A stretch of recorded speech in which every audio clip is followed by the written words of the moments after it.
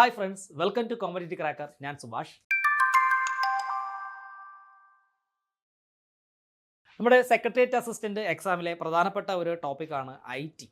Information ടെക്നോളജിയുടെ ഭാഗത്തു നിന്ന് അത്യാവശ്യം ചോദ്യങ്ങൾ വരാം, ടെക്നിക്കൽ ചോദ്യങ്ങൾ വരാം, അല്ലാത്ത ചോദ്യങ്ങളും വരാം. ഓക്കെ, സോ നന്നായിട്ട് ഇവ നമ്മൾ അറിഞ്ഞിരിക്കണം, എങ്കിൽ മാത്രമേ നമുക്ക് ഇതിൻ്റെ ആൻസർ മനസ്സിലാക്കി എഴുതാനായിട്ട് സാധിക്കുകയുള്ളൂ. എപ്പോഴും ക്വസ്റ്റ്യൻ വരുമ്പോൾ നിങ്ങൾ ക്വസ്റ്റ്യൻ 2 തവണയെങ്കിലും മിനിമം വായിച്ചിരിക്കണം കേട്ടോ. നമുക്കറിയാം ഇപ്പോഴത്തെ PSC പരീക്ഷ എന്ന് പറയുമ്പോഴത്തേക്ക് സ്റ്റേറ്റ്മെൻറ്റ് ടൈപ്പ് ചോദ്യങ്ങൾ ധാരാളമായിട്ട് കാണാറുണ്ട്. അപ്പോൾ ഈ സ്റ്റേറ്റ്മെൻറ്റ് ടൈപ്പ് ചോദ്യങ്ങൾ വരുമ്പോഴത്തേക്ക് ഓരോ കാര്യങ്ങളുടെയും ഡെഫിനിഷനൊക്കെ നമ്മൾ നന്നായിട്ട് വായിച്ചാൽ മാത്രമേ അത്തരം ആൻസേഴ്സ് നമുക്ക് ചെയ്യാനായിട്ട് പറ്റത്തുള്ളൂ. സോ 2 തവണ മിനിമം, എൻ്റെ ഒരു അഡ്വൈസ് ആണ്, മിനിമം 2 തവണ നിങ്ങൾ സ്റ്റേറ്റ്മെൻറ്റ് ടൈപ്പ് ക്വസ്റ്റ്യൻസിൽ വരുന്ന സ്റ്റേറ്റ്മെൻറ്റ് വായിച്ചിരിക്കണം. നമ്മൾ കുഴപ്പിക്കാനായിട്ടുള്ള കാര്യങ്ങൾ അതിനകത്തുണ്ടാകും, കുരിഷ്ട പിടിച്ച കാര്യങ്ങളുണ്ടാവും. ചിലപ്പോൾ നമുക്ക് സ്റ്റേറ്റ്മെൻറ്റ് വായിക്കുമ്പോൾ അതാണ് ശരിയെന്ന് തോന്നും കേട്ടോ. സോ ടെക്നിക്കലായിട്ടുള്ള, അതായത് ഇൻഫർമേഷൻ ടെക്നോളജിയിൽ നിന്ന് ഇത്തരത്തിലുള്ള ചോദ്യങ്ങൾ വരുമ്പോൾ നിങ്ങൾ നന്നായിട്ട് ശ്രദ്ധിക്കുക. ഓക്കെ, നമ്മളിപ്പോൾ ആർട്സ് സബ്ജക്റ്റോ അല്ലെങ്കിൽ സാധാരണ സയൻസ് സബ്ജക്റ്റോ ഒക്കെ പഠിച്ചിട്ടുള്ള ഉദ്യോഗാർത്ഥികളാണ് എന്നുണ്ടെങ്കിൽ ഇൻഫർമേഷൻ ടെക്നോളജി അധികം അങ്ങ് നോക്കിയിട്ടുണ്ടാവില്ല, അല്ലെങ്കിൽ അതിനെക്കുറിച്ച് അധികം ഒരു അറിവുണ്ടായിരിക്കില്ല. സോ 2 തവണയെങ്കിലും മിനിമം ഇത് വായിച്ച് പഠിക്കണം കേട്ടോ. ഒരു ട്രെയിനറിൻ്റെ കീഴിൽ നിന്ന് തന്നെ നിങ്ങൾ എന്ത് ചെയ്തിരിക്കണം, ഇത്തരത്തിലുള്ള ടെക്നിക്കൽ പേപ്പേഴ്സൊക്കെ പഠിച്ചിരിക്കണം എന്നുള്ളതാണ് കേട്ടോ. സോ നമുക്ക് നോക്കാം. ഇന്ന് ഞാൻ നിങ്ങൾക്ക് തരാൻ പോകുന്ന ക്ലാസ് ഓപ്പറേറ്റിംഗ് സിസ്റ്റവുമായിട്ട് ബന്ധപ്പെട്ട് കിടക്കുന്ന ചില കാര്യങ്ങളാണ് കേട്ടോ. കമ്പ്യൂട്ടറിൻ്റെ ഓപ്പറേറ്റിംഗ് സിസ്റ്റം. നമുക്ക് ക്ലാസ്സിലേക്ക് കിടക്കാം. Operating system. An operating system is system software that manages computer hardware and software resources and provides common services for computer programs. Operating system എന്ന് പറഞ്ഞു കഴിഞ്ഞാൽ ഒരു സിസ്റ്റം സോഫ്റ്റ്വെയർ ആണ്. നമ്മുടെ കമ്പ്യൂട്ടറിൽ സോഫ്റ്റ്വെയർ പ്രധാനമായിട്ട് 2 തരത്തിലാണുള്ളത്. സിസ്റ്റം സോഫ്റ്റ്വെയറും ഉണ്ട്, ആപ്ലിക്കേഷൻ സോഫ്റ്റ്വെയറും ഉണ്ട്. ഓപ്പറേറ്റിംഗ് സിസ്റ്റം എന്ന് പറഞ്ഞു കഴിഞ്ഞാൽ എന്താണ്? ഇതൊരു സിസ്റ്റം സോഫ്റ്റ്വെയർ ആണ്. കമ്പ്യൂട്ടർ ഹാർഡ്വെയറിനെയും സോഫ്റ്റ്വെയർ റിസോഴ്സസിനെയും മാനേജ് ചെയ്യുവാനായിട്ട് യൂസ് ചെയ്യുന്ന ഒരു സിസ്റ്റം സോഫ്റ്റ്വെയർ ആണ് ഓപ്പറേറ്റിംഗ് സിസ്റ്റം എന്ന് പറയുന്നത് കേട്ടോ. കൂടാതെ കമ്പ്യൂട്ടർ പ്രോഗ്രാമുകൾക്ക് ആവശ്യമായിട്ടുള്ള കോമൺ സർവീസസ് പ്രൊവൈഡ് ചെയ്യുന്ന ഒരു പ്രോഗ്രാം കൂടിയാണെന്ന് പറയുന്നത് നമ്മുടെ ഓപ്പറേറ്റിംഗ് സിസ്റ്റം എന്ന് പറയുന്നത്. അപ്പോൾ വാട്ട് ഈസ് ഓപ്പറേറ്റിംഗ് സിസ്റ്റം എന്ന് പറഞ്ഞു കഴിഞ്ഞാൽ എന്താണ്? ഓപ്പറേറ്റിംഗ് സിസ്റ്റം എന്നാൽ ഒരു സിസ്റ്റം സോഫ്റ്റ്വെയർ ആണ്. നമ്മുടെ കമ്പ്യൂട്ടറിൻ്റെ ഓവറാൾ ഫങ്ഷൻസിനെ നിയന്ത്രിക്കുന്ന ഒരു സോഫ്റ്റ്വെയർ ആണ് ഓപ്പറേറ്റിംഗ് സിസ്റ്റം. ഒരു കമ്പ്യൂട്ടറിൻ്റെ യൂസറും കമ്പ്യൂട്ടറിൻ്റെ ഹാർഡ്വെയറിനും ഇടയ്ക്ക് ഇൻ്റർമീഡിയറ്റ് ആയിട്ട് ആക്ട് ചെയ്യുന്ന ഒരു സോഫ്റ്റ്വെയർ കൂടിയാണ് ഓപ്പറേറ്റിംഗ് സിസ്റ്റം. ഒരു യൂസറിന് കമ്പ്യൂട്ടറുമായിട്ട് ഇൻ്ററാക്ട് ചെയ്യുവാൻ വേണ്ടിയിട്ടുള്ള ഒരു ഇൻ്റർഫേസ് കൂടിയാണ് ഓപ്പറേറ്റിംഗ് സിസ്റ്റം. ഇങ്ങനെ ഓപ്പറേറ്റിംഗ് സിസ്റ്റത്തിനെ കുറിച്ച് അനേകം കാര്യങ്ങൾ നമുക്ക് എന്ത് ചെയ്യാം, പറയാം കേട്ടോ. ഞാൻ ഈ പറയുന്ന പോയിന്റുകളെല്ലാം നിങ്ങൾ നോട്ട് ചെയ്ത് വെച്ചോളൂ. സ്റ്റേറ്റ്മെൻറ്റ് ടൈപ്പ് ചോദ്യങ്ങളായിട്ട് വേണമെങ്കിൽ വന്നേക്കാം കേട്ടോ. Then it acts as an intermediary between users and computer hardware. ഞാൻ പറഞ്ഞ കാര്യമാണ് കേട്ടോ. ഇത് ഒരു യൂസറും കമ്പ്യൂട്ടർ ഹാർഡ്വെയറും തമ്മിലൊരു ഇൻ്റർമീഡിയറി ആയിട്ട് എന്ത് ചെയ്യുന്നു, ഓപ്പറേറ്റിംഗ് സിസ്റ്റം ആക്ട് ചെയ്യുന്നു എന്നുള്ള കാര്യവും അറിഞ്ഞിരിക്കുക. ദെൻ അപ്പോൾ ഇത്രയും കാര്യങ്ങൾ ഓപ്പറേറ്റിംഗ് സിസ്റ്റവുമായിട്ട് ബന്ധപ്പെട്ട് നമ്മൾ മനസ്സിലാക്കി. ഇനി നമുക്ക് ഓപ്പറേറ്റിംഗ് സിസ്റ്റത്തിൻ്റെ ഫങ്ഷൻസ് എന്തൊക്കെയാണ് എന്നുള്ളത് കൂടി പഠിക്കേണ്ടതായിട്ടുണ്ട്. Functions of operating systems. Operating സിസ്റ്റത്തിൻ്റെ പ്രധാനപ്പെട്ട ഒരു ഫംഗ്ഷനാണ് പ്രോസസ് മാനേജ്മെൻറ്റ്. എന്താണ് പ്രോസസ് മാനേജ്മെൻറ്റ്? അതിന് മുന്നേ എന്താണ് പ്രോസസ്സ് എന്ന് ഞാൻ പറഞ്ഞു തരാം. What is process? Program in execution is called process. എന്താണ് പ്രോസസ്സ് എന്ന് ചോദിച്ചാൽ പറയുക, program in execution. Program in execution, execute ചെയ്തുകൊണ്ടിരിക്കുന്ന പ്രോഗ്രാമുകളെ അല്ലെങ്കിൽ റണ്ണായിക്കൊണ്ടിരിക്കുന്ന പ്രോഗ്രാമുകളെ നമുക്ക് എന്തെന്ന് പറയാം, പ്രോസസ്സ് എന്ന് പറയാം. പ്രോസസ് മാനേജ്മെൻറ്റ് എന്ന് പറയുന്നത് ഓപ്പറേറ്റിംഗ് സിസ്റ്റത്തിൻ്റെ പ്രധാനപ്പെട്ട ഒരു ജോലിയാണ്. The OS handles the creation, scheduling and termination of process. ഒരു പ്രോസസ്സിനെ ക്രിയേറ്റ് ചെയ്യുന്നതും ആ പ്രോസസ്സിനെ റൺ ചെയ്യുവാൻ വേണ്ടിയിട്ട് ഷെഡ്യൂൾ ചെയ്യുന്നതും ആ പ്രോസസ്സ് റൺ ചെയ്തതിന് ശേഷം അതിനെ ടെർമിനേറ്റ് ചെയ്യുന്നതും എല്ലാം ആരാണ്? ഓപ്പറേറ്റിംഗ് സിസ്റ്റം തന്നെയാണ് കേട്ടോ. ഒരു പ്രോസസ്സിനെ ക്രിയേറ്റ് ചെയ്യുന്നതും ആ പ്രോസസ്സ് എപ്പോൾ എക്സിക്യൂട്ട് ചെയ്യണമെന്നുള്ള കാര്യം ഷെഡ്യൂൾ ചെയ്യുന്നതും ഒരു പ്രോസസ്സ് എക്സിക്യൂട്ട് ചെയ്തതിന് ശേഷം അതിനെ ടെർമിനേറ്റ് ചെയ്യുന്നതും ഒക്കെ ആരാണ്? ഓപ്പറേറ്റിംഗ് സിസ്റ്റമാണ് എന്ന് എന്ത് ചെയ്യുക, മനസ്സിലാക്കുക കേട്ടോ. It ensures that each process gets the necessary resources and executes efficiently. കൂടാതെ ഓപ്പറേറ്റിംഗ് സിസ്റ്റം 1-2 കാര്യം കൂടി ഉറപ്പുവരുത്തുന്നു. ഇപ്പോൾ റണ്ണിങ് ആയിട്ട് കൊണ്ടിരിക്കുന്ന ഓരോ പ്രോസസ്സിനും ആവശ്യമായിട്ടുള്ള റിസോഴ്സസ് കിട്ടുന്നുണ്ടോ എന്നും ഇവയെല്ലാം കറക്റ്റായിട്ട് എക്സിക്യൂട്ട് ചെയ്ത് ഒരു ഡിസൈർഡ് ഔട്ട്പുട്ട് ജനറേറ്റ് ചെയ്യുന്നുണ്ടോ എന്നുള്ള കാര്യവും കൂടി ഓപ്പറേറ്റിംഗ് സിസ്റ്റമാണ് എന്ത് ചെയ്യുന്നത്, ഉറപ്പുവരുത്തുന്നത് എന്നുള്ള കാര്യം മനസ്സിലാക്കുക കേട്ടോ. ഒരു എക്സാമ്പിൾ പറയുകയാണെങ്കിൽ, Windows task manager allows users to view and manage running processes കേട്ടോ. വിൻഡോസ് ടാസ്ക് മാനേജർ എന്ന് പറയുന്ന ആ ഒരു പ്രോഗ്രാം ആ വിൻഡോസ് ടാസ്ക് മാനേജർ ഉപയോഗിച്ച് ഒരു യൂസറിന് നമ്മുടെ കമ്പ്യൂട്ടറിൽ കറൻ്റ്ലി റണ്ണിങ് ആയിക്കൊണ്ടിരിക്കുന്ന പ്രോസസ്സുകൾ ഏതൊക്കെയാണെന്ന് കാണുവാനും അതിനെ മാനേജ് ചെയ്യുവാനും എന്ത് ചെയ്യുന്നു സാധിക്കുന്നു കേട്ടോ. അതിനായിട്ട് യൂസ് ചെയ്യുന്ന ഒരു പ്രോഗ്രാമാണ് വിൻഡോസ് ടാസ്ക് മാനേജർ എന്ന് പറയുന്നത്. വിൻഡോസ് ടാസ്ക് മാനേജർ മനസ്സിലാക്കുക. അപ്പോൾ എന്താണ് പ്രോസസ് മാനേജ്മെൻറ്റ് എന്ന് ചോദിച്ചു കഴിഞ്ഞാൽ എന്താണ്? നമ്മുടെ കമ്പ്യൂട്ടറിൽ പ്രോഗ്രാമിംഗ് എക്സിക്യൂഷനെയാണ് പ്രോസസ്സ് എന്ന് പറയുന്നത്. ഒരു പ്രോസസ്സിനെ ക്രിയേറ്റ് ചെയ്യുകയും അവയെ ഷെഡ്യൂൾ ചെയ്യുകയും അവയെ എക്സിക്യൂട്ട് ചെയ്ത് ടെർമിനേറ്റ് ചെയ്യുകയും ഒക്കെ ചെയ്യുന്നത് ആരാണ്? ഓപ്പറേറ്റിംഗ് സിസ്റ്റമാണ്. ഒരു പ്രോസസ്സിന് ആവശ്യമായിട്ടുള്ള എല്ലാ സപ്പോർട്ടും കൊടുക്കുന്നതും പ്രോസസ്സ് പ്രോപ്പറായിട്ട് വർക്ക് ചെയ്യുന്നുണ്ടോ എന്നുള്ള കാര്യം എൻഷുർ ചെയ്യുന്നതും ആരാണ്? ഓപ്പറേറ്റിംഗ് സിസ്റ്റമാണ് എന്ന് മനസ്സിലാക്കുക കേട്ടോ. അതുപോലെ തന്നെ ഒരു യൂസറിന് നമ്മുടെ കമ്പ്യൂട്ടറിൽ കറൻ്റ്ലി റണ്ണിങ് ആയിക്കൊണ്ടിരിക്കുന്ന പ്രോസസ്സ് അല്ലെങ്കിൽ പ്രോഗ്രാമുകൾ ഏതാണ് എന്ന് കാണാനുള്ള ഒരു ഓപ്ഷനാണ് വിൻഡോസ് ടാസ്ക് മാനേജർ എന്ന് പറയുന്നത് കേട്ടോ. വിൻഡോസ് ടാസ്ക് മാനേജർ ആക്സസ് ചെയ്യാനായിട്ടുള്ള ഷോർട്ട് കട്ടാണ് Ctrl+Alt+Delete കീ ഒരുമിച്ച് പ്രസ് ചെയ്ത് കഴിഞ്ഞാൽ നമുക്ക് എന്താണ്? വിൻഡോസ് ടാസ്ക് മാനേജർ എന്ന് പറയുന്ന വിൻഡോയിൽ നമ്മുടെ കമ്പ്യൂട്ടറിൽ കറൻ്റ്ലി റണ്ണായിക്കൊണ്ടിരിക്കുന്ന പ്രോസസ്സുകൾ ഏതൊക്കെയാണ് എന്നുള്ള കാര്യം കാണുവാനും മാനേജ് ചെയ്യുവാനും സാധിക്കും. ഓക്കെ, ദെൻ നമുക്ക് അടുത്ത ഫംഗ്ഷനിലേക്ക് പോകാം. Memory management. ഓപ്പറേറ്റിംഗ് സിസ്റ്റത്തിൻ്റെ അടുത്ത പ്രധാനപ്പെട്ട ഒരു ഫംഗ്ഷനാണ് മെമ്മറി മാനേജ്മെൻറ്റ് എന്ന് പറയുന്നത് കേട്ടോ. The operating system manages the computer's memory. നമ്മുടെ കമ്പ്യൂട്ടർ മെമ്മറിയെയും ഓപ്പറേറ്റിംഗ് സിസ്റ്റം എന്ത് ചെയ്യുന്നുണ്ട്? മാനേജ് ചെയ്യുന്നുണ്ട് കേട്ടോ. Including Ram and cache memory. It allocates memory space to processors and ensures that they do not interface with each other. അപ്പോൾ operating system എന്തൊക്കെയാണ് ചെയ്യുന്നത്? Random access മെമ്മറിയിലും cash മെമ്മറിയിലും എന്ത് ചെയ്യുന്നു? ഇത്തരം മെമ്മറീസിനകത്ത് ഉള്ള സ്പേസ്, ഒരു പ്രോസസ്സിന് ആവശ്യമായിട്ടുള്ള സ്പേസുകളൊക്കെ എന്ത് ചെയ്യുന്നു? അലോക്കേറ്റ് ചെയ്ത് കൊടുക്കുകയും ഈ മെമ്മറിയെ മാനേജ് ചെയ്യുകയും ചെയ്യുന്നു കേട്ടോ. It allocates memory space to processes and ensures that they do not interfere with each other. അപ്പോൾ നമുക്കറിയാം നമ്മുടെ കമ്പ്യൂട്ടറിൻ്റെ മെയിൻ മെമ്മറിയാണ് റാൻഡം ആക്സസ് മെമ്മറി. അപ്പോൾ ഒരു പ്രോസസ്സിന് കൃത്യമായിട്ട് അതിൻ്റെ ജോലി ചെയ്യണമെന്നുണ്ടെങ്കിൽ അല്ലെങ്കിൽ കൃത്യമായിട്ട് പ്രോസസ്സ് എക്സിക്യൂട്ട് ചെയ്യണമെന്നുണ്ടെങ്കിൽ ഈ പ്രോസസ്സിന് കയറിയിരിക്കുവാനൊരു സ്ഥലം വേണം. അപ്പം അത്തരം സ്ഥലം ഈ റാൻഡം ആക്സസ് മെമ്മറിക്കകത്ത് അലോക്കേറ്റ് ചെയ്യുന്നത് അല്ലെങ്കിൽ ക്യാഷ് മെമ്മറിക്കകത്ത് അലോക്കേറ്റ് ചെയ്യുന്നത് ആരാണ്? ഓപ്പറേറ്റിംഗ് സിസ്റ്റമാണ് കേട്ടോ. മാത്രമല്ല ഒരു പ്രോസസ്സിനെ ഒരു മെമ്മറിക്കകത്ത് അസൈൻ ചെയ്താലും അല്ലെങ്കിൽ സ്റ്റോർ ചെയ്താലും ഇവ തമ്മിൽ അങ്ങോട്ടും ഇങ്ങോട്ടും എന്തെങ്കിലും ക്ലാഷസ് ഉണ്ടോ എന്നുള്ള കാര്യമൊക്കെ എന്ത് ചെയ്യുന്നത്? എൻഷുർ ചെയ്യുന്നത് ആരാണ്? ഓപ്പറേറ്റിംഗ് സിസ്റ്റമാണ് എന്ന് എന്ത് ചെയ്യുക? മനസ്സിലാക്കുക കേട്ടോ. The operating system manages the computer's memory including RAM and cache. It allocates memory space to processes and ensures that they do not interfere with each other. ഒരു എക്സാമ്പിൾ പറയുകയാണെങ്കിൽ Linux uses a virtual memory system that allows processes to use more memory than physically available by swapping data to disk. ഇപ്പോൾ Linux operating സിസ്റ്റത്തിനകത്ത് virtual memory use ചെയ്യുന്നുണ്ട്. Virtual memory എന്ന് പറഞ്ഞു കഴിഞ്ഞാൽ ഒരു random access മെമ്മറിക്കകത്ത് താങ്ങാവുന്നതിലും അപ്പുറം process വരികയാണെങ്കിൽ, data വരികയാണ് എന്നുണ്ടെങ്കിൽ ഹാർഡ് ഡിസ്കിൻ്റെ കുറച്ച് സ്പേസ് കൂടി ഓപ്പറേറ്റിംഗ് സിസ്റ്റം എന്ത് ചെയ്യും? പ്രോസസ്സിന് ഒക്യുപ്പൈ ചെയ്യുവാൻ വേണ്ടിയിട്ട് അലോക്കേറ്റ് ചെയ്യും കേട്ടോ. ഇതിനെയാണ് നമ്മൾ വിർച്വൽ മെമ്മറി എന്ന് പറയുന്നത്. അപ്പോൾ ലിനക്സ് ഓപ്പറേറ്റിംഗ് സിസ്റ്റത്തിനകത്ത് വിർച്വൽ മെമ്മറി സിസ്റ്റം എന്ത് ചെയ്യുന്നുണ്ട്? യൂസ് ചെയ്യുന്നുണ്ട്. ഇത്തരത്തിലുള്ള കാര്യമൊക്കെ മാനേജ് ചെയ്യുന്നത് ആരാണ്? ഓപ്പറേറ്റിംഗ് സിസ്റ്റമാണ് എന്ന് എന്ത് ചെയ്യുക? മനസ്സിലാക്കുക. അപ്പോൾ ഈ ഒരു ടേം വിർച്വൽ മെമ്മറി എന്താണ് എന്ന് പരീക്ഷയ്ക്ക് ചോദിച്ചാൽ പറയുക, ഒരു റാൻഡം ആക്സസ് മെമ്മറിക്കകത്ത് ഒരു പ്രോസസ്സിന് റൺ ചെയ്യാൻ അല്ലെങ്കിൽ ഒരു പ്രോസസ്സിന് കയറിയിരിക്കുവാനായിട്ട് സ്ഥലം തികയുന്നില്ല എന്നുണ്ടെങ്കിൽ ഓപ്പറേറ്റിംഗ് സിസ്റ്റം എന്ത് ചെയ്യും? നമ്മുടെ കമ്പ്യൂട്ടറിൻ്റെ ഹാർഡ് ഡിസ്കിലെ ഒരു നിശ്ചിത ഏരിയ കൂടി എന്ത് ചെയ്യും? ഈ പ്രോസസ്സിനെ സ്റ്റോർ ചെയ്യാനായിട്ട് അലോക്കേറ്റ് ചെയ്യും. ഇതിനെയാണ് വിർച്വൽ മെമ്മറി എന്ന് എന്ത് ചെയ്യുന്നത് നമ്മൾ പറയുന്നത് കേട്ടോ. അപ്പോൾ ഒരു പ്രോസസ്സിന് കൃത്യമായിട്ട് റൺ ആവണമെന്നുണ്ടെങ്കിൽ ഈ പ്രോസസ്സിന് കയറിയിരിക്കാനൊരു സ്ഥലം വേണം. ആ സ്ഥലത്തിന് വേണ്ടിയിട്ട് നമ്മുടെ ഓപ്പറേറ്റിംഗ് സിസ്റ്റം റാൻഡം ആക്സസ് മെമ്മറിയിലും ഹാർഡ് ഡിസ്കിലും ഒക്കെ ആവശ്യമായിട്ടുള്ള സ്പേസ് എന്ത് ചെയ്യാറുണ്ട്?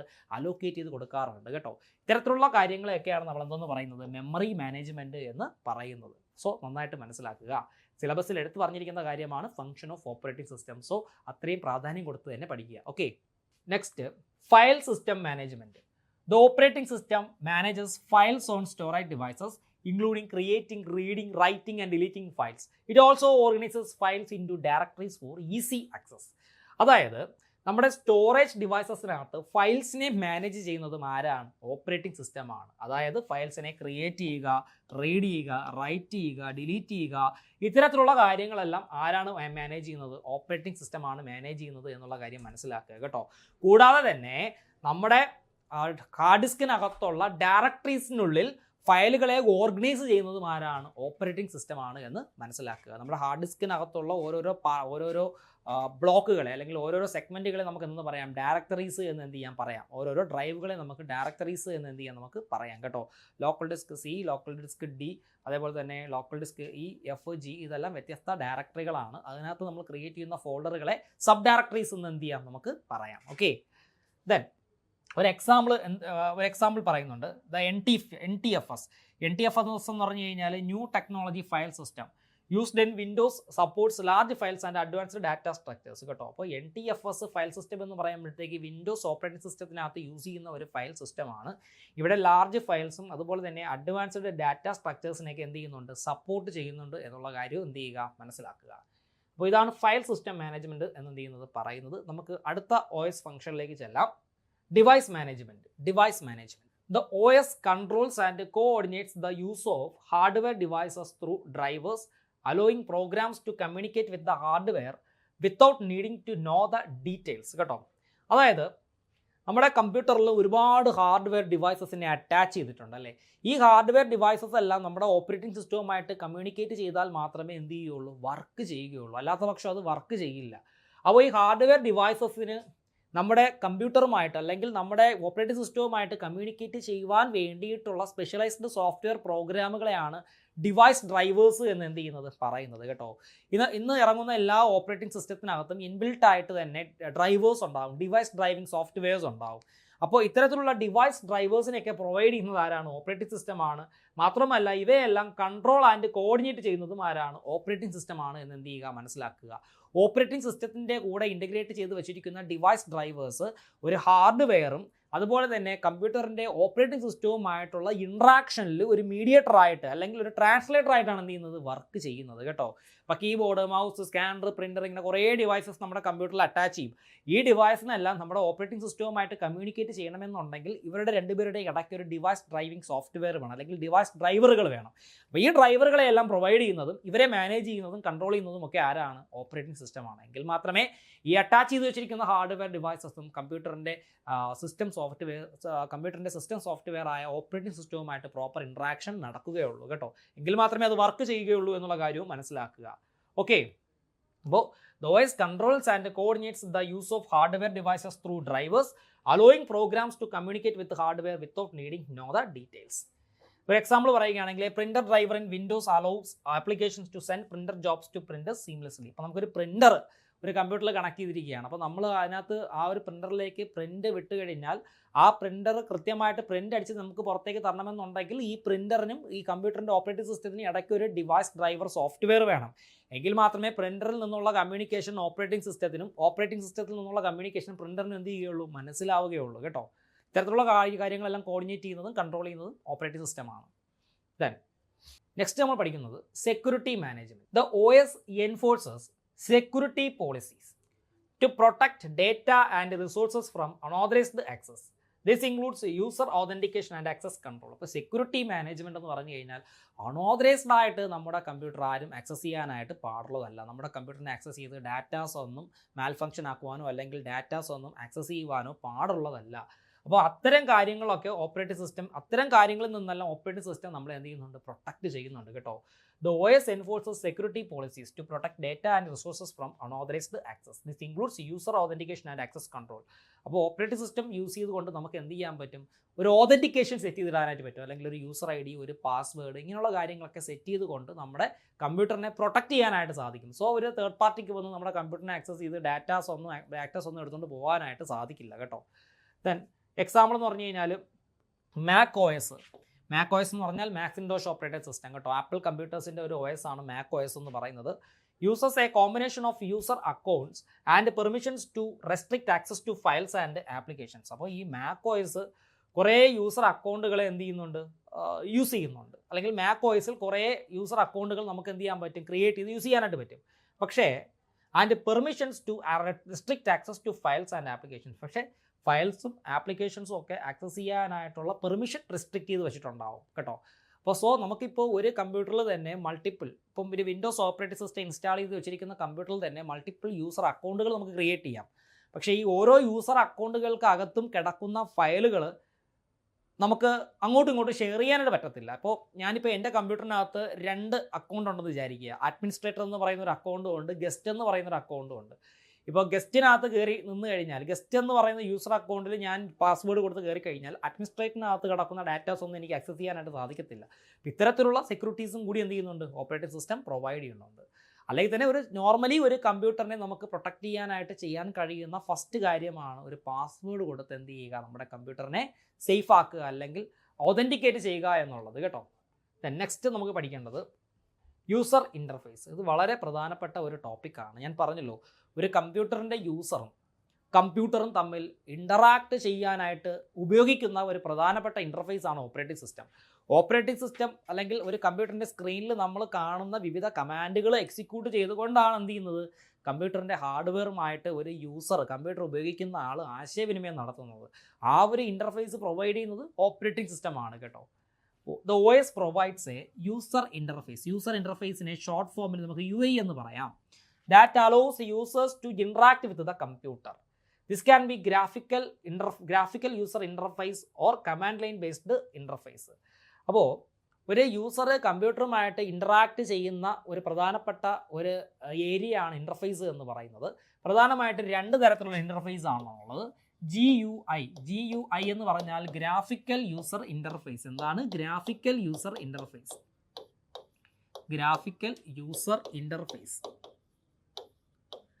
രണ്ടാമത്തത് CLI എന്ന് പറഞ്ഞു കഴിഞ്ഞാൽ command line interface. Command line interface.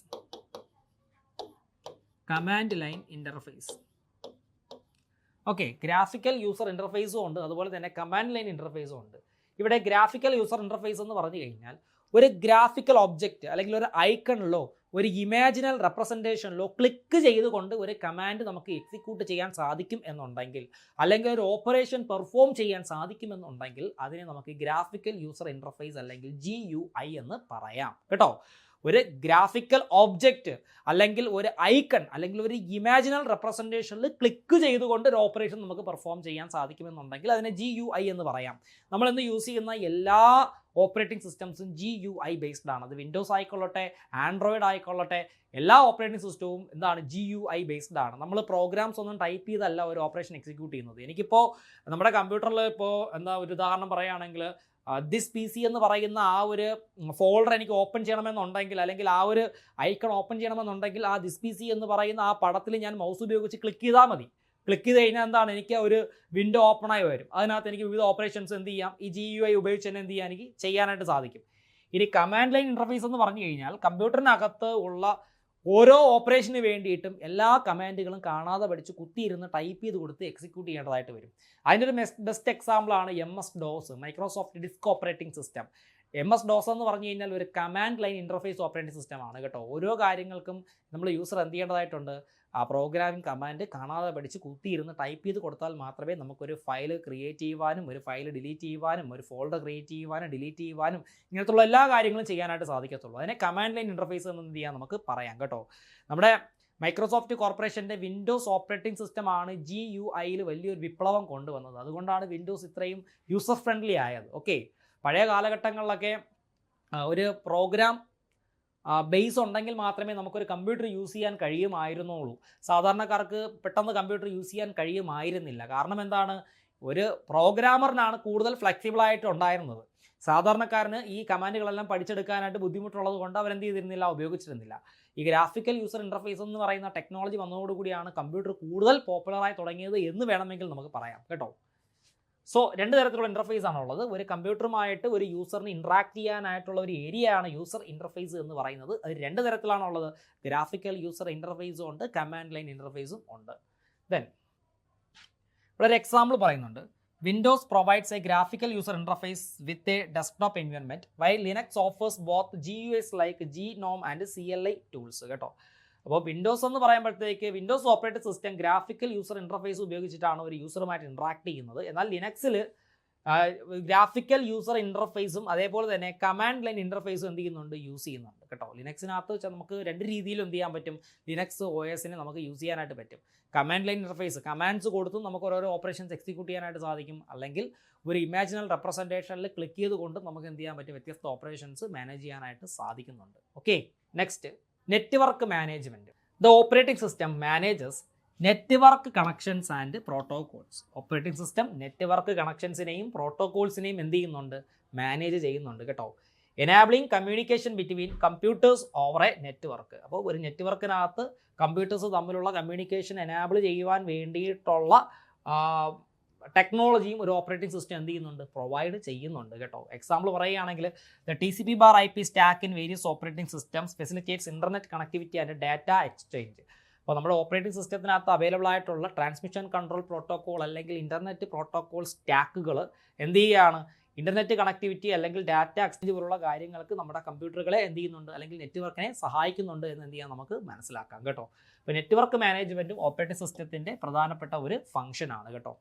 അപ്പോൾ ഓപ്പറേറ്റിംഗ് സിസ്റ്റം എന്താണെന്ന് മനസ്സിലായി, ഓപ്പറേറ്റിംഗ് സിസ്റ്റത്തിൻ്റെ ഫംഗ്ഷൻസും നമുക്ക് മനസ്സിലായല്ലേ. കുറേ ഫംഗ്ഷൻസ് ഉണ്ട്, process management, memory management, device management, file management, security management, അതുപോലെ നെറ്റ്വർക്ക് മാനേജ്മെൻറ്റ്. ഇതെല്ലാം ഓപ്പറേറ്റിംഗ് സിസ്റ്റത്തിൻ്റെ പ്രധാനപ്പെട്ട ഫംഗ്ഷൻസ് ആണ്. എന്താണ് ഓപ്പറേറ്റിംഗ് സിസ്റ്റം എന്ന് നിങ്ങൾക്ക് അറിയാം അല്ലേ. ഓപ്പറേറ്റിംഗ് സിസ്റ്റം എന്ന് പറഞ്ഞാൽ എന്താണ്, അതൊരു സിസ്റ്റം സോഫ്റ്റ്വെയർ ആണ്. കമ്പ്യൂട്ടറിൻ്റെ ഓവറാൾ പെർഫോമൻസിനെ നിയന്ത്രിക്കുന്ന ഒരു സോഫ്റ്റ്വെയർ ആണ് ഓപ്പറേറ്റിംഗ് സിസ്റ്റം എന്ന് പറയുന്നത്. ഒരു കമ്പ്യൂട്ടറിൻ്റെ യൂസറിനും ഹാർഡ്വെയറിനും ഇടയിൽ ഒരു ഇൻ്റർമീഡിയേറ്ററായിട്ട് ആക്ട് ചെയ്യുന്ന ഒരു പ്രോഗ്രാമാണ് ഓപ്പറേറ്റിംഗ് സിസ്റ്റം.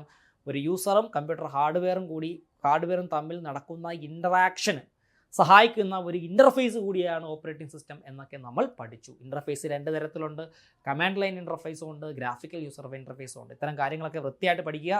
പരീക്ഷയ്ക്ക് സ്റ്റേറ്റ്മെൻറ്റ് ടൈപ്പ് ചോദ്യങ്ങൾ വരികയാണെങ്കിലും അല്ലാത്ത ചോദ്യങ്ങൾ വരികയാണെങ്കിലും 2 തവണ ക്വസ്റ്റ്യനും ഓപ്ഷൻസും വായിച്ചതിന് ശേഷം മാത്രമേ ആൻസർ എഴുതാവൂ കേട്ടോ. ചിലപ്പോൾ തെറ്റായിട്ടുള്ള പ്രസ്താവന കണ്ടുപിടിക്കാൻ പറയും, ചിലപ്പോൾ ശരിയായിട്ടുള്ള പ്രസ്താവന കണ്ടുപിടിക്കാൻ പറയും, ചിലപ്പോൾ ശരിയായിട്ടുള്ള ഒരു 3ഓ 2ഓ പ്രസ്താവനകൾ കണ്ടുപിടിക്കാനായിട്ട് പറയും, അല്ലെങ്കിൽ തെറ്റായിട്ടുള്ള 2 പ്രസ്താവനകൾ കണ്ടുപിടിക്കാൻ പറയും. അപ്പോൾ ഇങ്ങനെയൊക്കെയുള്ള ചോദ്യങ്ങൾ കരുതി തന്നെ പരീക്ഷയ്ക്ക് പോവുക. സോ നല്ല വൃത്തിയായിട്ട് പഠിക്കുക എന്നുള്ളതാണ് കേട്ടോ. ഇനി ഓപ്പറേറ്റിംഗ് സിസ്റ്റത്തിൻ്റെ കുറച്ച് ഉദാഹരണങ്ങൾ നമുക്ക് നോക്കാം. ഒന്ന് Microsoft Windows. A widely used operating system for personal computers, known for its user-friendly GUI and extensive application support. അപ്പോൾ ഏറ്റവും കൂടുതൽ ആളുകൾ യൂസ് ചെയ്യുന്ന ഒരു ഓപ്പറേറ്റിംഗ് സിസ്റ്റമാണ് വിൻഡോസ് എന്ന് എന്ത് ചെയ്യുന്നത് പറയുന്നത്. വളരെ യൂസർ ഫ്രണ്ട്ലി ആയിട്ടുള്ള ഗ്രാഫിക്കൽ യൂസർ ഇൻ്റർഫേസും അതേപോലെ തന്നെ എല്ലാ തരത്തിലുള്ള ആപ്ലിക്കേഷൻസും സപ്പോർട്ട് ചെയ്യുന്ന ഒരു OS ആണ് വിൻഡോസ് എന്ന് പറയുന്നത്. നിലവിൽ നമ്മൾ ഉപയോഗിക്കുന്ന ലേറ്റസ്റ്റ് വിൻഡോസ് വെർഷൻസ് എന്ന് പറയുന്നത് വിൻഡോസ് 10ഉം വിൻഡോസ് 11ഉമാണ് ലേറ്റസ്റ്റ് ആയിട്ട് നമ്മൾ ഉപയോഗിച്ചുകൊണ്ടിരിക്കുന്ന വിൻഡോസ് ഓപ്പറേറ്റിംഗ് സിസ്റ്റം വെർഷൻസ് എന്ന് പറയുന്നത് കേട്ടോ. വിൻഡോസ് 10ഉം 11ഉം ആണ് എന്ന് എന്ത് ചെയ്യുക, മനസ്സിലാക്കുക കേട്ടോ. ദെൻ ഏറ്റവും കൂടുതൽ പോപ്പുലറായ ഒരു വിൻഡോസ് ഓപ്പറേറ്റിംഗ് സിസ്റ്റമാണ് വിൻഡോസ് XP എന്ന് പറയുന്നത്. വിൻഡോസ് XP എന്ന് പറഞ്ഞു കഴിഞ്ഞാൽ വിൻഡോസ് എക്സ്പീരിയൻസ് ആണ് കേട്ടോ. വിൻഡോസിന് ഒരുപാട് വെർഷൻസ് ഉണ്ടായിരുന്നു. Windows 95, Windows 98, Windows 2000, Windows XP, Windows 7, Windows vista, Windows 8, Windows 8.1, Windows 10, Windows 11, ഇങ്ങനെ ഒരുപാട് വെർഷൻസിൽ വിൻഡോസ് അവൈലബിൾ ആയിരുന്നു. നിലവിൽ വിൻഡോസ് 10ഉം 11ഉമാണ് നമ്മൾ ഉപയോഗിച്ചുകൊണ്ടിരിക്കുന്നത് കേട്ടോ. വിൻഡോസ് 10ഉം 11ഉം, ബാക്കിയുള്ളതെല്ലാം എക്സ്പയർ ഡേറ്റ് കഴിഞ്ഞ് പോയി എന്ന് വേണമെങ്കിൽ എന്ത് ചെയ്യാം, പറയാം. കാരണം പഴയ ഓപ്പറേറ്റിംഗ് സിസ്റ്റമൊക്കെ ഉപയോഗിച്ച് കഴിഞ്ഞാൽ പുതിയതായിട്ട് വരുന്ന സോഫ്റ്റ്വെയർസോ അല്ലെങ്കിൽ പുതിയതായിട്ട് വരുന്ന ഇൻ്റർനെറ്റ് ആപ്ലിക്കേഷൻസോ ഒന്നും ചിലപ്പോൾ വർക്ക് ആയിരിക്കണം എന്നില്ല കേട്ടോ. സോ 10ഉം 11ഉം ഉപയോഗിക്കുന്നതായിരിക്കും നല്ലൊരു പ്രാക്ടീസ് എന്ന് പറയുന്നത്. Next Mac OS. Mac OS എന്ന് പറഞ്ഞാൽ developed by Apple. This OS is designed for Mac computers featuring a sleek interface and integration with other Apple services. അപ്പോൾ ആപ്പിൾ കമ്പ്യൂട്ടേഴ്സ് ഡെവലപ്പ് ചെയ്തെടുത്ത ഒരു ഓപ്പറേറ്റിംഗ് സിസ്റ്റമാണ് മാക്കിൻടോഷ് operating system എന്ന് പറയുന്നത് കേട്ടോ. അപ്പോൾ ആപ്പിൾ കമ്പ്യൂട്ടേഴ്സിലൊക്കെ നമ്മൾ ഇൻസ്റ്റാൾ ചെയ്യുന്ന ഓപ്പറേറ്റിംഗ് സിസ്റ്റം എന്ന് പറയുന്നത് മാക് ഓപ്പറേറ്റിംഗ് സിസ്റ്റമാണ്. കൂടുതലും നമ്മുടെ ഈ സിനിമയുടെയൊക്കെ പോസ്റ്റ് പ്രൊഡക്ഷൻ വർക്കുകൾ, എഡിറ്റിംഗ് വർക്കുകൾ, വലിയ വലിയ വീഡിയോ എഡിറ്റിംഗ് വർക്കുകൾ, ഇത്തരം കാര്യങ്ങൾക്കൊക്കെ യൂസ് ചെയ്യുന്നത് കൂടുതലും മാക് ഓപ്പറേറ്റിംഗ് സിസ്റ്റമാണ് എന്ന് കണ്ടിട്ടുണ്ട് കേട്ടോ. Then next, Linux, an open source operating system that comes in various distributions like Ubuntu, Fedora, CentOS, popular among developers and server administrators. Linux എന്ന് പറഞ്ഞു കഴിഞ്ഞാൽ ഒരു ഫ്രീ ഓപ്പൺ സോഴ്സ് സോഫ്റ്റ്വെയർ ആണ്. Free open source operating system എന്ന് പറഞ്ഞു കഴിഞ്ഞാൽ ഇൻ്റർനെറ്റിൽ നിന്ന് നമുക്ക് ഫ്രീ ആയിട്ട് ഡൗൺലോഡ് ചെയ്ത് ഇൻസ്റ്റാൾ ചെയ്ത് ഉപയോഗിക്കുവാൻ സാധിക്കുന്ന ഒരു ഓപ്പറേറ്റിംഗ് സിസ്റ്റമാണ് ലിനക്സ് ഓപ്പറേറ്റിംഗ് സിസ്റ്റം എന്ന് പറയുന്നത്. ഇതിൻ്റെ ലൈസൻസ് ഫ്രീ ആണ്. ഈ ഓപ്പറേറ്റിംഗ് സിസ്റ്റം നമ്മുടെ കമ്പ്യൂട്ടറിൽ ഇൻസ്റ്റാൾ ചെയ്ത് കഴിഞ്ഞാൽ നമുക്ക് നമ്മുടെ ഇഷ്ടാനുസരണം നമുക്ക് ഇതിനെ കസ്റ്റമൈസ് ചെയ്യാനായിട്ട് സാധിക്കും കേട്ടോ. ലൈസൻസ് ഫ്രീ ആയിട്ട് തരുന്നതുകൊണ്ട് തന്നെ നമുക്ക് നമ്മുടെ ഇഷ്ടാനുസരണം യഥേഷ്ടം കസ്റ്റമൈസ് ചെയ്യാനായിട്ട് സാധിക്കും. ഒരുപാട് വെർഷൻസിൽ ലിനക്സ് അവൈലബിൾ ആണ്. ഉബുണ്ടു, ഫെഡോറ, മാൻഡ്രീവ, പാരറ്റ്, കാളി ലിനക്സ്, റെഡ് ഹാറ്റ്, ഇങ്ങനെ ഒരുപാട് പേരുകളിൽ പല വെർഷൻസിനും അവൈലബിൾ ആണ് നമ്മുടെ ലിനക്സ് ഓപ്പറേറ്റിംഗ് സിസ്റ്റം എന്ന് പറയുന്നത്. പ്രധാനമായിട്ടും മനസ്സിലാക്കേണ്ടത് ഇതൊരു ഓപ്പൺ സോഴ്സ് സോഫ്റ്റ്വെയർ ആണ്. ഓപ്പൺ സോഴ്സ് സോഫ്റ്റ്വെയർ എന്ന് പറഞ്ഞു കഴിഞ്ഞാൽ സൗജന്യമായിട്ട് ഇൻ്റർനെറ്റിൽ നിന്ന് ഡൗൺലോഡ് ചെയ്ത് നമുക്ക് ഇൻസ്റ്റാൾ ചെയ്ത് ഉപയോഗിക്കുവാൻ കഴിയുന്ന ഒരു സോഫ്റ്റ്വെയർ ആണ് എന്നുള്ള കാര്യവും അറിയുക. അപ്പോൾ കൂടുതലായിട്ടും ഡെവലപ്പേഴ്സും സെർവർ അഡ്മിനിസ്ട്രേറ്റേഴ്സും ഒക്കെയാണ് എന്ത് ചെയ്യുന്നത് ലിനക്സ് ഓപ്പറേറ്റിംഗ് സിസ്റ്റം യൂസ് ചെയ്യുന്നത് കേട്ടോ. വിദ്യാഭ്യാസപരമായിട്ടുള്ള ആവശ്യങ്ങൾക്ക് യൂസ് ചെയ്യുന്നുണ്ട്. ഒരു സെർവറൊക്കെ സെറ്റപ്പ് ആക്കാൻ കഴിയുന്ന വളരെ അനുയോജ്യമായിട്ടുള്ള ഒരു ഓപ്പറേറ്റിംഗ് സിസ്റ്റം കൂടിയാണ് നമ്മുടെ ലിനക്സ് ഓപ്പറേറ്റിംഗ് സിസ്റ്റം എന്ന് പറയുന്നത്. ദെൻ ആൻഡ്രോയിഡ് എന്ന് പറഞ്ഞാൽ A mobile operating system based on Linux, widely used on smartphones, tablets, known for its flexibility and app ecosystem. അപ്പോൾ മൊബൈൽ ഫോൺസിലൊക്കെ അല്ലെങ്കിൽ ഒരു ഹാൻഡ് ഹെൽഡ് ഡിവൈസിലൊക്കെ കൂടുതലായിട്ട് നമ്മൾ യൂസ് ചെയ്യുന്ന ഒരു ഓപ്പറേറ്റിംഗ് സിസ്റ്റമാണ് ആൻഡ്രോയിഡ് എന്ന് പറയുന്നത്. ടാബ്ലറ്റ്, മൊബൈൽ ഫോൺസ്, അല്ലേ, സ്മാർട്ട് വാച്ചസ്, ഇതിനകത്തൊക്കെ നമ്മൾ എന്ത് ചെയ്യാറുണ്ട്, ആൻഡ്രോയിഡ് ഓപ്പറേറ്റിംഗ് സിസ്റ്റമാണ് കൂടുതലായിട്ടും യൂസ് ചെയ്യുന്നത്. ഇതൊരു ലിനക്സ് ബേസ്ഡ് ഓപ്പറേറ്റിംഗ് സിസ്റ്റമാണ് എന്തെന്ന് പറയുന്നത്, ആൻഡ്രോയിഡ് എന്ന് പറയുന്നത് കേട്ടോ. അപ്പോൾ അതിൻ്റെ ഫ്ലെക്സിബിലിറ്റി അല്ലെങ്കിൽ ആപ്പ് എക്കോസിസ്റ്റം, അപ്പോൾ ഇത്തരം കാര്യങ്ങളൊക്കെ കൊണ്ടാണ് ഇത്രയും ഇത് പോപ്പുലർ ആവാൻ കാരണം. സ്മാർട്ട് ഫോൺസ് യൂസ് ചെയ്യുന്ന ഏകദേശം 75% ഓഫ് ആൾക്കാരും ആൻഡ്രോയിഡ് ഓപ്പറേറ്റിംഗ് സിസ്റ്റമാണ് എന്ത് ചെയ്യുന്നത്, യൂസ് ചെയ്യുന്നത് എന്നുള്ള കാര്യവും മനസ്സിലാക്കുക. Then iOS, apples mobile operating system designed for iPhones and eye pads, known for it security features and smooth user experience കേട്ടോ. അപ്പോൾ ആപ്പിൾ മൊബൈൽ ഉണ്ടല്ലോ, ആപ്പിൾ കോർപ്പറേഷൻ്റെ അല്ലെങ്കിൽ ആപ്പിൾ കമ്പ്യൂട്ടേഴ്സിൻ്റെ ഒരു മൊബൈൽ ഓപ്പറേറ്റിംഗ് സിസ്റ്റമാണ് എന്തെന്ന് പറയുന്നത്, iOS എന്ന് പറയുന്നത്. പ്രധാനമായിട്ടും ഐഫോണുകൾക്ക് വേണ്ടിയും ഐപാഡുകൾക്ക് വേണ്ടിയിട്ട് യൂസ് ചെയ്യുന്ന ഒരു ഓപ്പറേറ്റിംഗ് സിസ്റ്റമാണ്. അതിൻ്റെ സെക്യൂരിറ്റി ഫീച്ചറും സ്മൂത്ത് യൂസർ എക്സ്പീരിയൻസുമാണ് ഇത്രയും പോപ്പുലർ ആവാനുള്ള കാരണം. സാധാരണ ആൻഡ്രോയിഡ് മൊബൈൽ ഫോൺസിനേക്കാളും കുറച്ചും കൂടി സെക്യൂർഡ് ആണ് എന്തെന്ന് പറയുന്നത് നമ്മുടെ iOS ഫോൺസ് എന്ന് പറയുന്നത് കേട്ടോ. iOS ഫോൺസ് എന്ന് പറയുന്നത് കാരണം സെക്യൂരിറ്റി ഫീച്ചേഴ്സ് വളരെയധികം കൂടുതലാണ്. ഇപ്പോൾ ഒരു ഐഫോണ് നമ്മൾ ഒരാൾ മോഷ്ടിച്ച് കഴിഞ്ഞാലും അല്ലെങ്കിൽ അതിനെടുത്ത് കഴിഞ്ഞാലും ഇപ്പം നമ്മുടെ സാധാരണ ആൻഡ്രോയിഡ് ഫോൺ ഓപ്പൺ ചെയ്യുന്നത് പോലെ വളരെ ഫാസ്റ്റായിട്ട് നമുക്കിത് ഓപ്പൺ ചെയ്യാനായിട്ട് കഴിയില്ല, അല്ലെങ്കിൽ അത്രയും എക്സ്പേർട്ട് ആയിരിക്കണം കേട്ടോ. അപ്പോൾ സെക്യൂരിറ്റി ഫീച്ചേഴ്സ് വളരെയധികം കൂടുതലാണ് ഈ iOS ഫോണുകളിൽ എന്നുള്ള കാര്യവും മനസ്സിലാക്കുക. Unix, A powerful multi user operating system often used in servers and work stations, known for it's scalability and scalability. ഇപ്പോൾ യുണിക്സ് എന്ന് പറഞ്ഞു കഴിഞ്ഞാൽ ഒരു പവർഫുൾ മൾട്ടി യൂസർ ഓപ്പറേറ്റിംഗ് സിസ്റ്റമാണ് കേട്ടോ. ഒന്നിലധികം ആൾക്കാർക്ക് അറ്റ് എ ടൈം യൂസ് ചെയ്യാൻ കഴിയുന്ന ഒരു ഓപ്പറേറ്റിംഗ് സിസ്റ്റമാണ് യുണിക്സ് എന്ന് പറയുന്നത്. പ്രധാനമായിട്ടും സെർവർ കമ്പ്യൂട്ടറുകളിലും വർക്ക് സ്റ്റേഷൻസിലും ഒക്കെ യൂസ് ചെയ്യുന്ന ഒരു ഓപ്പറേറ്റിംഗ് സിസ്റ്റമാണ് യുണിക്സ് എന്ന് പറയുന്നത്. അത് പ്രധാനമായിട്ടും വളരെയധികം സ്കാലബിളുമാണ്, സ്റ്റേബിളുമാണ് കേട്ടോ. നമുക്ക് എത്ര കൂടുതൽ ആപ്ലിക്കേഷൻസ് വേണമെങ്കിലും നമുക്ക് ഇത്തരം ഓപ്പറേറ്റിംഗ് സിസ്റ്റത്തിനകത്ത് ഇൻറ്റഗ്രേറ്റ് ചെയ്യാനായിട്ട് സാധിക്കും. എത്ര ഇൻറ്റഗ്രേറ്റ് ചെയ്താലും വളരെ സ്റ്റേബിളായിട്ട് മറ്റ് പ്രശ്നങ്ങളൊന്നും ഇല്ലാതെ തന്നെ എന്ത് ചെയ്യും, ഇത് വർക്ക് ചെയ്ത് പോകും. അതുകൊണ്ടാണ് സെർവേഴ്സ് ക്രിയേറ്റ് ചെയ്യാനായിട്ട് വളരെ അനുയോജ്യമായിട്ടുള്ള ഒരു ഓപ്പറേറ്റിംഗ് സിസ്റ്റമാണെന്ന് പറയുന്നത് യുണിക്സ് എന്ന് പറയുന്നത്. ഓക്കെ, അപ്പോൾ ഓപ്പറേറ്റിംഗ് സിസ്റ്റവുമായിട്ട് ബന്ധപ്പെട്ട് കിടക്കുന്ന ഇത്രയും കാര്യങ്ങൾ നമുക്ക് മനസ്സിലായി. ഇനി നമുക്ക് കുറച്ച് മൾട്ടിപ്പിൾ ചോയ്സ് ക്വസ്റ്റ്യൻസ് പരിശോധിക്കാം. What is the main function of an operating system? ഒരു ഓപ്പറേറ്റിംഗ് സിസ്റ്റത്തിൻ്റെ പ്രധാനപ്പെട്ട ഫംഗ്ഷൻ ഏതാണെന്ന് പറഞ്ഞേ നിങ്ങൾക്കറിയാം, നിങ്ങൾ എന്തായാലും പറയും. Option A managing hardware resources, option B compiling programs, option C designing applications, option D writing code. ഏതായിരിക്കും കറക്റ്റ് ആയിട്ടുള്ള ആൻസർ ഒന്ന് പറഞ്ഞേ? Yes, option A managing hardware resources. Hardware റിസോഴ്സസിനെ മാനേജ് ചെയ്യുക എന്നുള്ളതാണ് ഒരു ഓപ്പറേറ്റിംഗ് സിസ്റ്റത്തിൻ്റെ പ്രധാനപ്പെട്ട ജോലി എന്ന് പറയുന്നത് കേട്ടോ. നമ്മുടെ കമ്പ്യൂട്ടർ ഹാർഡ്വെയറിനെ കൊണ്ട് ജോലി ചെയ്യിപ്പിക്കുക എന്നുള്ളതാണ് കേട്ടോ. കമ്പ്യൂട്ടർ ഹാർഡ്വെയറിനെ കൊണ്ട് ജോലി ചെയ്യിപ്പിക്കുവാനും മറ്റ് സോഫ്റ്റ്വെയർ റിസോഴ്സസ് ഇൻസ്റ്റാൾ ചെയ്യുവാനും വേണ്ടിയിട്ട് യൂസ് ചെയ്യുന്ന ഒരു സിസ്റ്റം സോഫ്റ്റ്വെയർ ആണെന്ന് പറയുന്നത് ഓപ്പറേറ്റിംഗ് സിസ്റ്റം എന്ന് പറയുന്നത് കേട്ടോ. ഓപ്പറേറ്റിംഗ് സിസ്റ്റം ഇൻസ്റ്റാൾ ചെയ്യാത്ത കമ്പ്യൂട്ടർ എന്ന് പറഞ്ഞാൽ വെറും ഒരു ഇലക്ട്രോണിക് ഡിവൈസ് മാത്രമാണ്. ഈ കമ്പ്യൂട്ടറിനെ മീനിങ് ഫുൾ ആക്കുന്നത് തന്നെ ആരാണ്? ഓപ്പറേറ്റിംഗ് സിസ്റ്റമാണ് കേട്ടോ. ദെൻ അടുത്ത ചോദ്യം, which of the following is type of operating system?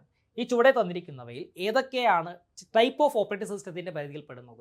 Option A distributor OS, option B real time operating system, option C network operating system, option D all of the above. ഏതായിരിക്കും correct answer? Correct answer all of the above ആണ്.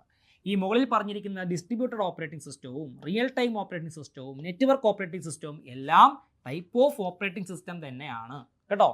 അടുത്ത question, in a multi tasking operating system what is context switching? ഒരു multi tasking operating സിസ്റ്റത്തിനകത്ത് എന്താണ് contest switching എന്നാണ് ചോദ്യം. ഇതൊരു rare ആയിട്ടുള്ള ഒരു ചോദ്യമാണ് കേട്ടോ. ഒന്ന് ഘടിപ്പിക്കാനായിട്ട് PSC ഇത്തരം ചോദ്യങ്ങൾ കൊണ്ടുവന്നാലും നിങ്ങൾ പേടിക്കണ്ട, നന്നായിട്ട് പഠിച്ചാൽ മതി. ഓക്കെ, കണ്ടസ്റ്റ് സ്വിച്ചിങ് എന്ന് പറഞ്ഞു കഴിഞ്ഞാൽ the process of saving and restoring the state of a CPU. ഒരു CPUവിൻ്റെ സ്റ്റേറ്റിനെ സേവ് ചെയ്യുവാനും റീസ്റ്റോർ ചെയ്യുവാനും വേണ്ടിയിട്ട് ചെയ്യുന്ന പ്രോസസ്സിനെയാണ് കോണ്ടെക്സ്റ്റ് സ്വിച്ചിങ് എന്ന് എന്ത് ചെയ്യുന്നത് നമ്മൾ പറയുന്നത് കേട്ടോ. കോണ്ടെക്സ്റ്റ് സ്വിച്ചിങ് എന്ന് പറയുന്നത് അതിൻ്റെ ഡെഫിനിഷൻ ഇത് തന്നെയാണ്. The process of saving and restoring the state of a CPU is called context switching. Okay, what is virtual memory? ഇതിൻ്റെ ആൻസർ നിങ്ങൾ ഉറപ്പായിട്ടും പറയും, നിങ്ങൾക്ക് അറിയാം, ഞാൻ പറഞ്ഞിരുന്നു ക്ലാസ്സിനിടയ്ക്ക്. Option A type of physical memory, option B memory that is created by using disk space to extend RAM, option C memory management technique that uses cache, option D a part of the CPU. ഏതായിരിക്കും correct ആയിട്ടുള്ള answer ഒന്ന് പറഞ്ഞേ. Correct ആയിട്ടുള്ള answer എന്ന് പറഞ്ഞാൽ option B ആണ്. Memory that is created by using disk space to extend RAM. Random access മെമ്മറിയെ extend ചെയ്യുവാൻ വേണ്ടിയിട്ട് ഓപ്പറേറ്റിംഗ് സിസ്റ്റം ഹാർഡ് ഡിസ്കിനകത്തുള്ള കുറച്ച് സ്ഥലവും കൂടി എന്ത് ചെയ്യുന്നു, പ്രോസസ്സിന് വേണ്ടിയിട്ട് എടുക്കുന്നു അല്ലെങ്കിൽ അലോക്കേറ്റ് ചെയ്യുന്നു. അതിനെയാണ് നമ്മൾ എന്തെന്ന് പറയുന്നത്, വിർച്വൽ മെമ്മറി എന്ന് പറയുന്നത്. വൃത്തിയായിട്ട് പഠിക്കുക കേട്ടോ. ഓക്കെ ഫ്രണ്ട്സ്, അപ്പോൾ ഓപ്പറേറ്റിംഗ് സിസ്റ്റവുമായി ബന്ധപ്പെട്ട് കിടക്കുന്ന ഇത്രയും കാര്യങ്ങൾ നമ്മൾ പഠിച്ചു. നമ്മുടെ കോമ്പറ്റേറ്റീവ് ക്രാക്കറിൽ എന്താണ്, സെക്രട്ടേറിയറ്റ് അസിസ്റ്റന്റ് പരീക്ഷയ്ക്ക് വേണ്ടിയിട്ട് ഒരു മിറാക്കിൾ ക്രാഷ് ബാച്ച് ആരംഭിക്കുന്നുണ്ട്. 40 ദിവസത്തെ ടൈം ടേബിൾ ബേസ്ഡ് ക്ലാസ് ആണ് വരുന്നത് കേട്ടോ. അപ്പോൾ കോമ്പറ്റേറ്റീവ് ക്രാക്കറിലെ അധ്യാപകർ ഒരു 40 ദിവസത്തെ ടൈം ടേബിൾ ക്രിയേറ്റ് ചെയ്തിട്ടുണ്ട്. ഈ ഒരു ടൈം ടേബിൾ അനുസരിച്ച് പഠിച്ചു കഴിഞ്ഞാൽ നിങ്ങൾക്ക് റാങ്ക് ലിസ്റ്റിൽ കയറാനായിട്ട് സാധിക്കും. സോ എല്ലാവരും ജോയിൻ ചെയ്യുക. ഡെയിലി 2 മണിക്കൂർ ലൈവ് ക്ലാസ് ആണ് വരുന്നത്. ടോട്ടൽ 80 മണിക്കൂർ ലൈവ് ക്ലാസ് ആണ് നിങ്ങൾക്ക് ലഭിക്കാൻ പോകുന്നത്. 10 മോഡൽ എക്സാംസ് ഉണ്ടാകും കേട്ടോ. മോഡൽ എക്സാംസ് ചെയ്ത് തന്നെ പഠിക്കുക. ഓക്കെ, 10 മോഡൽ എക്സാംസ് ഉണ്ടാകും. അതുപോലെ തന്നെ 40 ദിവസത്തെ മിറാക്കിൾ ടൈം ടേബിൾ എന്നാണ് നമ്മൾ ഡിഫൈൻ ചെയ്യുന്നത് കേട്ടോ. വളരെ അത്ഭുതകരമായിട്ടുള്ള ഒരു ടൈം ടേബിൾ ആയിരിക്കും. അപ്പോൾ എല്ലാവരും ജോയിൻ ചെയ്യുക, നിങ്ങളുടെ കൂട്ടുകാരിലേക്ക് എത്തിക്കുക. നിങ്ങളെല്ലാവരും പഠിച്ച് മികച്ച രീതിയിൽ വിജയിച്ച് റാങ്ക് ലിസ്റ്റ് ഉൾപ്പെട്ട് നിങ്ങൾക്ക് എല്ലാവർക്കും ജോലി കിട്ടട്ടെ എന്ന് ആശംസിക്കുന്നു. ഈ വീഡിയോ കാണുന്നവർ ആദ്യമായിട്ടാണ് കാണുന്നത് എന്നുണ്ടെങ്കിൽ നമ്മുടെ ചാനൽ സബ്സ്ക്രൈബ് ചെയ്യുക, നിങ്ങളുടെ കൂട്ടുകാർക്ക് ഷെയർ ചെയ്യുക. വിലയേറിയ നിർദ്ദേശങ്ങളും അഭിപ്രായങ്ങളും കമൻറ്റ് ബോക്സിൽ രേഖപ്പെടുത്തുക. മറ്റൊരു വീഡിയോയിലേക്ക് കാണുന്നത് വരയ്ക്കും താങ്ക് യു വെരി മച്ച്.